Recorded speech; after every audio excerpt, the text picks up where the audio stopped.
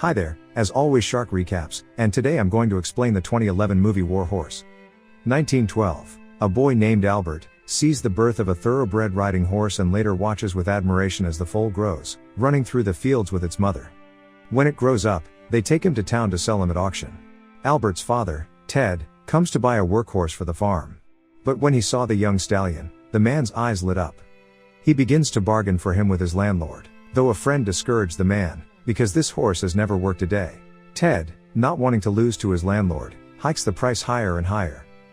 Eventually he managed to buy it, but at a very inflated price. Heading home with the horse, the landlord reminds him that the rent is due soon. Back at home, his wife Rosie meets him and immediately realizes that this horse is not for working on the farm. And when she finds out how much Ted bought it for, she asks him to give it back. Because with his sore foot, he won't even be able to ride the horse. Albert intervenes, asking not to give up the horse and promising to ride it. Rosa is not satisfied, but agrees. Albert trains the horse, whom he has nicknamed Joey, all day long. His best friend, Andrew, watches as Albert teaches the horse to perform various commands, such as coming up to his master when he woos like the owl. When it's time to pay the rent, Ted has only a fraction of the amount. He asks the landlord for an extension, promising to plow the uncultivated rocky field and sow it. Which the landlord finds hard to believe, for he is sure Ted cannot even harness that horse. Nevertheless, he agrees, promising a reprieve until October if the horse will able to plow that field. Drunk Ted goes to the barn, wanting to harness the horse. But it only frightens him, and the horse rears up and strikes its owner. Ted grabs his gun, saying that if he cannot plow, why feed him? But Albert comes between them, who promises to plow the field on time. The deadline day of the landlord's contract comes. Albert comes to the barn and tries to harness Joey, first putting him on himself and then on the horse. The landlord arrives at the farm and walks up to Ted, belittling him by saying he gave him the farm to rent for nothing. Albert harnesses Joey to the plow, but the horse doesn't understand what he wants and stands still. Realizing that a whip is necessary, Albert whips the horse, and he drags the boy across the field with a swing. It makes the landlord laugh. Rose watches anxiously from the house. Upstairs, Albert sees people converging from all over the neighborhood to see how the argument will end. Despite his best efforts, he fails to drive the plow into the ground. A thunderstorm breaks out, and when he realizes he can't make it, people begin to disperse. The landlord tells Ted to have the farm cleared by Tuesday. But Albert notices that the rain has soaked the ground and he manages to drive the plow into the ground. His mother runs outside and watches him. The men see the boy's success and the landlord comes up to Rosa and advises her not to let her son plow in the rain, for he might cut his leg off. To which the woman puts him in his place. After a while, Albert sits tired on the ground. His parents and friends run up to him and take him inside. While the boy treats Joey's wounds, Albert's mother shows her son the medals his father received while serving as a sergeant in Africa. While badly wounded, he performed heroically on the battlefield and was awarded the Distinguished Service Medal. Rose gives his son the pennant of his father's regiment, explaining that his father is not proud of his military prowess. He once threw away both the banner and all the medals, but his mother secretly took them away and kept them. His father sowed the field, and while he is tilling it, Albert rides Joey, having a race with the landlord's son. But he falls off his horse when he wants to jump the fence. A heavy downpour begins, and after the seed discovers that the entire crop has been destroyed. The father is torn up and does not know what to do to save the farm. Meanwhile, the First World War begins. When Albert arrives at the barn, Joey is not found there, and running to his mother, he realizes that his father has decided to sell the horse. He is bought by Cavalry Captain Nichols, an officer from the regiment that passed through the village. When the deal is done, Albert runs in and begs the military man not to take Joey away. The captain reassures the boy, promising that he will take care of the horse, and after the war, if he is lucky, he will bring him home. Then Albert tries to enlist in the army, but does not pass due to his age. Before Nichols leaves with Joey, Albert ties his father's flag to his horse's bridle, and watches as Joey is led away. He is brought to the camp, where he is tied up near the handsome black stallion Tapter. Nichols comes in with the regimental commander there. They argue whose horse is faster. And the commander says they can find out tomorrow at the training offensive. On the morning of the attack, Tapter and Joey go head to head, but Nichols manages to pull ahead at the end. When the regimental commander walks into headquarters, he sees Nichols drawing a portrait of Joey to send along with a letter to Albert. In the morning, the regiment is camped out. Scouts report a German camp nearby. The commander decides to attack them, taking advantage by the surprise effect. The cavalry attacks the unsuspecting Germans and drives them into the woods, where they have machine gun points, and we see the horses themselves running into the woods. The machine gunner aims at Nichols and he knows it's the end. The Germans catch Joey and Tapter, though they send them to drag the cannons, which leads to the imminent death of the horses. One of the German soldiers offers to harness them to medical carts. Gunther and his brother first try to harness Tapter, but he does not budge until Joey runs up to him and puts his head in the harness. Gunther unties Albert's father's flag and slips it into his pocket.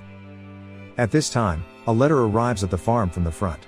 There, Albert finds Nichols' notebook with Joey's portraits and a letter. It says that Nichols was killed in action. The German soldiers want to be sent to the front, but the commander tells Gunnar to stay behind to look after the horses. And he refuses his request to leave his brother with him. Gunther promises to protect his brother, and offers to let him escape, but he refuses. He ties the flag he took off Joey to his backpack. And after saddling Joey and Tapter, he catches up with the caravan and pulls his brother out. The boys arrive at the old mill, where they hide, wanting to escape to Italy. But they don't make it. The Germans find them at night and shoot them near the mill. After this, the little girl Emily, who lives on the farm with her grandfather, finds 2 horses in the mill. She suffers from a disease that makes her bones brittle, and her grandfather, afraid her granddaughter will fall, does not allow the girl to ride. She tries to teach Joey to ride over obstacles, but German soldiers arrive. Grandpa tells her to hide the horses. The German captain promises to return when the next crop comes. While the soldiers gather supplies for the front, Emily hides the horses in her room. Every day, the front gets closer and closer to them. And Emily's grandfather gives her a saddle for her birthday. After putting her on the horse, he asks her to ride carefully, and sees the girl ride Joey up the hill and hide behind it. Realizing she has been gone too long, he climbs to the top and sees German soldiers trying to catch her. After dragging the girl to the ground, Grandpa asks to take Tapter away and keep Joey. But the commander refuses, saying that they are needed to carry the guns. And I will do it until they die or the war is over. The grandfather and granddaughter hug and watch as they are taken away. Joey and Tapter are forced to pull cannons. In front of them, the horses doing the job, die one after another, but the 2 of them are looked after by a German soldier, Friedrich, who loves horses and tries to make their lot easier. Meanwhile, the year is 1918 and Albert is at the front with his friend and the son of a landlord, and they are preparing for an offensive. Before the battle begins, the commander orders Andrew to stay behind so no one runs back. During the attack, the landlord's son is wounded and Albert takes him to safety place. After that he blows up an enemy machine gun point with a grenade. Andrew sees several comrades running back. He hesitates to shoot them and runs into the attack. After sneaking into the enemy trenches, Albert searches for survivors and Headley shoots Andrew, who comes up from behind. While they are looking for a way out, the Germans shoot gas into the trench which hits Andrew. At this time Friedrich notices that Tapter is wounded and takes them aside to rest. Exhausted by the hard work, the horse dies. The enemy attack begins and the German soldiers drag Friedrich away. Joey sees a tank and, frightened, runs away. He jumps over the car and runs away, jumping over the trenches. The horse falls into one of them and runs through it, until he gets to the battlefield and gets hooked on the barbed wire, and falls down without strength. After a while Captain Allen notices a horse on no man's land. The British try to call him out but realize that he is confused. Colin raises the white flag and decides to go to him in spite of the commander's orders. Near Joey, he meets a German soldier who also wants to help the horse. As the guys cut the barbed wire, they discuss trench life. Finally freeing Joey, they flip a coin to decide who the horse goes to. Colin wins and takes him to his trench. At this time, Albert and the landlord's son sit in the trench in our infirmary, temporarily blinded by gas. They are taken to the stationary infirmary, where Joey is also brought. The doctor examines the horse's wounds and says he cannot be cured and orders the animals to be put out of their misery.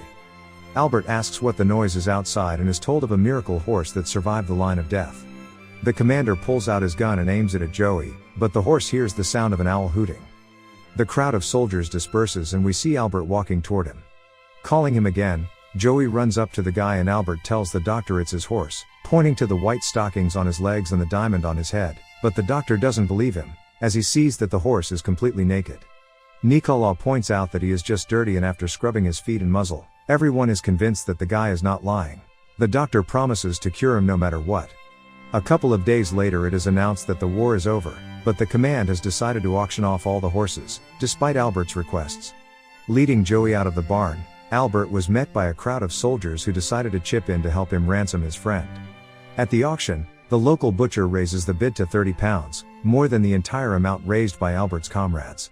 It would seem that the horse is doomed. It will get to the butcher, but then Emily's grandfather appears and declares that he will pay £100, and if it is not enough he is ready to sell his coat, and if even then he will not have enough money he will sell the farm and pay £1,000.